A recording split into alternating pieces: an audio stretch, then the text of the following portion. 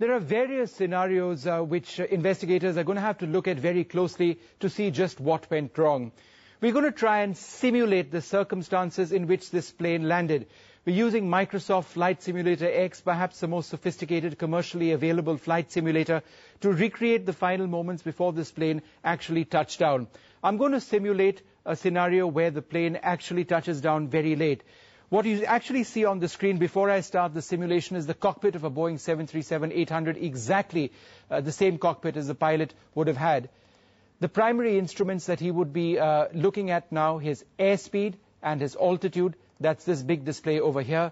He'd also very closely be monitoring his flap settings and his thrust. Now, the thrust is what dictates engine power. So he'd be looking at that very closely. His hand would actually be on the thrust lever as he comes in for that final approach. Here's where I'm going to start out this simulation and do a scenario where he touches down late. So let's just see if I can play that up and try and recreate that particular scenario. Now, there are various options which are available to a pilot if he misses his approach or he has an approach which is less than ideal. This is what the scenario would have been from the outside of the aircraft as he came in to land. Let's go back into the cockpit and see what we can do over here. Now, I'm deliberately recreating a scenario where it's not necessarily a perfectly even line up to the runway.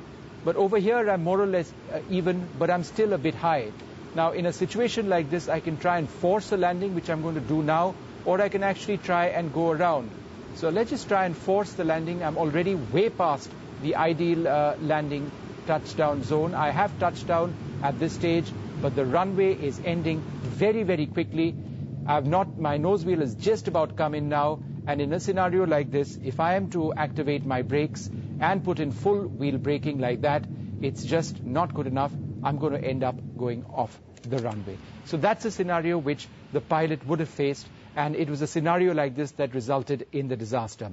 Now, what are the other options which are available for the pilot? Let's just try and play out one other option which he had, which would have been to do what's called a go-around. Let's now look at a scenario where the pilot might have felt that it's just not right for him to have actually tried to go ahead with that landing and perhaps considered what's called a go-around. He could have been too late, or he could have been perhaps unstable. So again, the pilot coming over the runway over here, but at this juncture, he's actually quite high. So instead of forcing the aircraft down at this juncture, what he can do quite easily is just to pitch up a little bit, apply full power over there, and fly away. That's an option which is available to the pilot in a situation like this, where he feels that he's just not in an ideal position to land the aircraft and fly away and do that again. And that's something that is actually done quite commonly around the world. If for some reason a pilot is not satisfied with something, he feels that his approach is not stable, or he feels that he's approaching too late, then he always has the option of going around. Modern jet aircraft have a great deal of power, and scenarios like this are not at all uncommon. So if the pilot at any juncture felt that he needed to go around, he could easily have decided that.